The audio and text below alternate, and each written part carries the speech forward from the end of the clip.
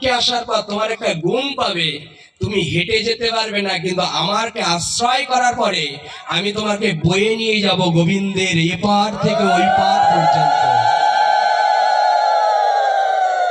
একবার কেন বলছে তুমি এই জায়গা থেকে অন্য জায়গায় যেতে পারো না, সাধুদের যেখানে যে ঘাটে চরণ পড়ে আমাকে আশ্রয় করার কারণে যদি নিরহংকার হতে পারো, ওই যে ঘাটে সাধুরা চরণ দেয়, আমি মা গঙ্গা মা তিনি স্বয়ং ভগবান।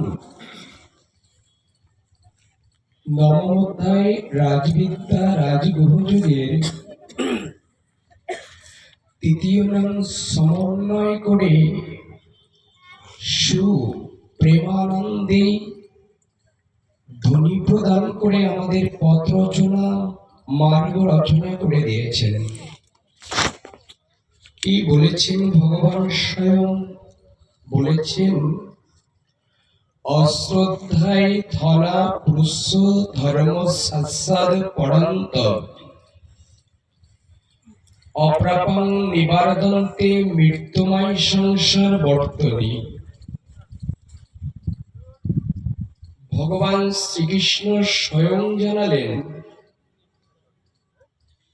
ধর্মের প্রতি যাদের শ্রদ্ধা নাই তাহারা আমাকে না পাইয়া মৃত্যুময় এই সংসারে বারবার যাতায়াত করিয়া থাকবেন। কি বললেন গীতাতেই? গীতাতেই জানালেন যদি ধর্মের প্রতি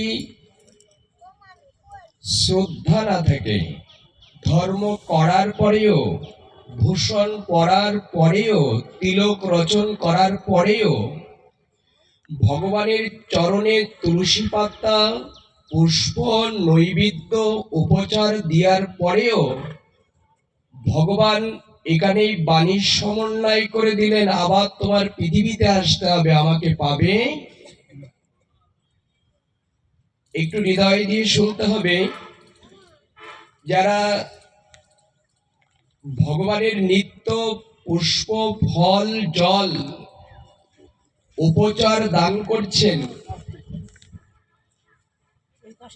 এই উপচার আদি যারা দান করছেন, এই দানের মাহাত্ম্য খুব গুরুত্বপূর্ণ স্তরকে আশ্রয় করে দিয়েছেন।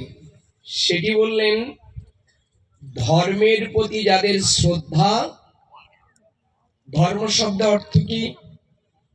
এটা আমরা জানি, ধর্ম শব্দের অর্থ ধারণ, আর শ্রদ্ধা শব্দের অর্থ, শ্রদ্ধা শব্দের অর্থ এসে যায় অনেকে বলে ভক্তি। অহমি নাচা, শ্রদ্ধা শব্দের অর্থ ভক্তি না। শ্রদ্ধা এক জিনিস আর ভক্তি আর এক জিনিস, আমরা মিশিয়ে ফেলি, এই জন্য আমাদের পথ জড়িয়ে যায়। শ্রদ্ধা শব্দের অর্থ আবিনাধিক আধ্যাত্মিক ঋষি টিকাকারগণ ভাগবতে রচনা করে দিয়েছেন। ভাগবতে সমস্যা নেই, খুব ভালো। আবিধানিক অর্থে টিকাকারগণ জানিয়েছেন শ্রদ্ধা শব্দের অর্থ হলো বিশ্বাস। শ্রদ্ধা শব্দের অর্থ আমরা দুটি স্তর পেলাম শ্লোকের সমন্বয়ে। আমরা গীতা পঠন করি, ভগবানকে স্মরণ করি, কিন্তু দুটি স্তর কত সুন্দর ভাবে গীতাতে রচনা করেছেন। দেখুন, প্রথমে তিনি বলেছেন ধর্মের প্রতি যাদের শ্রদ্ধা নাই, ধর্মের প্রতি যাদের শ্রদ্ধা নাই, ধর্ম করে কিন্তু তাদের কোনো শ্রদ্ধা, ধর্ম করছে, ধর্ম শব্দ অর্থকে ধারণ করা।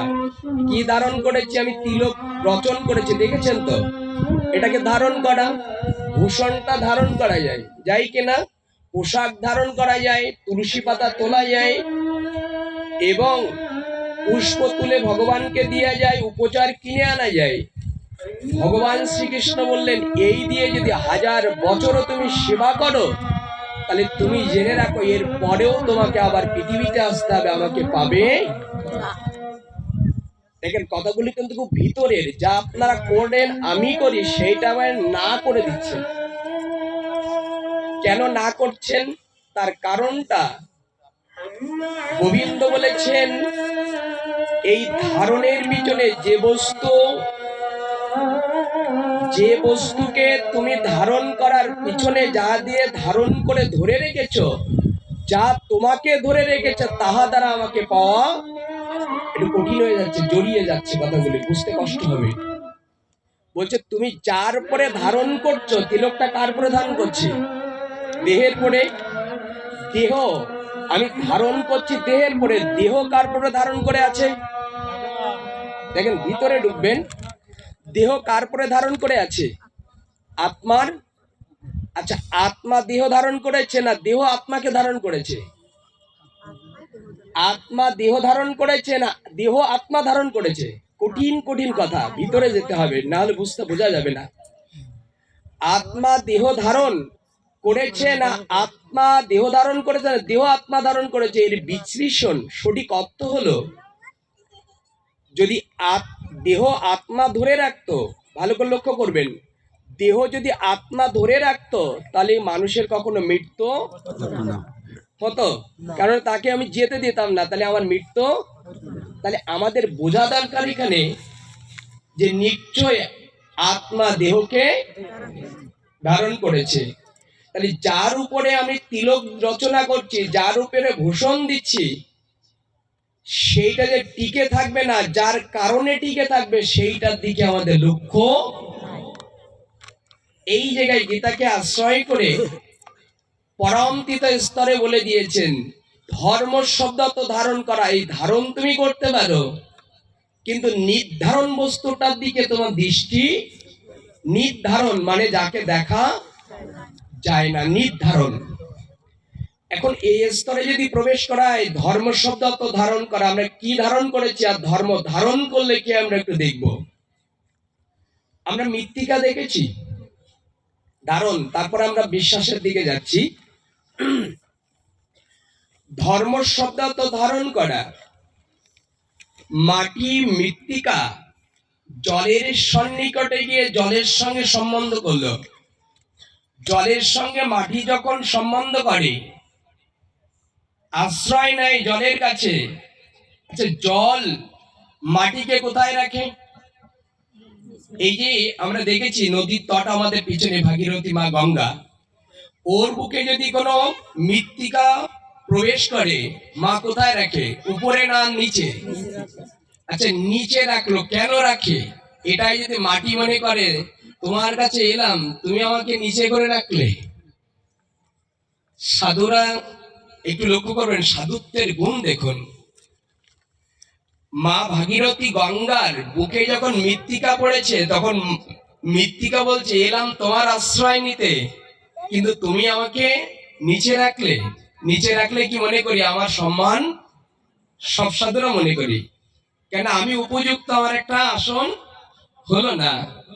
মাটিও সেটা নদীর সঙ্গে সেই সংগঠন করছে, বলছে আমি তোমার নিচে রেখেছি, তার কারণ আছে। আর দ্বিতীয় স্তরে হলো, আমার বুকে এসেছো, এর একটা গুণ পাবে, যে তুমি যদি মাটির সঙ্গে মিশ্রিত হয়ে থাকতে তাহলে তুমি চলতে পারতে না, কিন্তু আমার বুকে আসার পর তোমার একটা গুণ পাবে, তুমি হেঁটে যেতে পারবে না, কিন্তু আমাকে আশ্রয় করার পরে আমি তোমাকে বয়ে নিয়ে যাব গোবিন্দের এপার থেকে ওই পার পর্যন্ত। একবার কেন বলছে তুমি এই জায়গা থেকে অন্য জায়গায় যেতে পারো না, সাধুদের যেখানে যে ঘাটে চরণ পড়ে, আমাকে আশ্রয় করার কারণে যদি নিরহংকার হতে পারো, ওই যে ঘাটে সাধুরা চরণ দেয়, আমি মা গঙ্গা, মা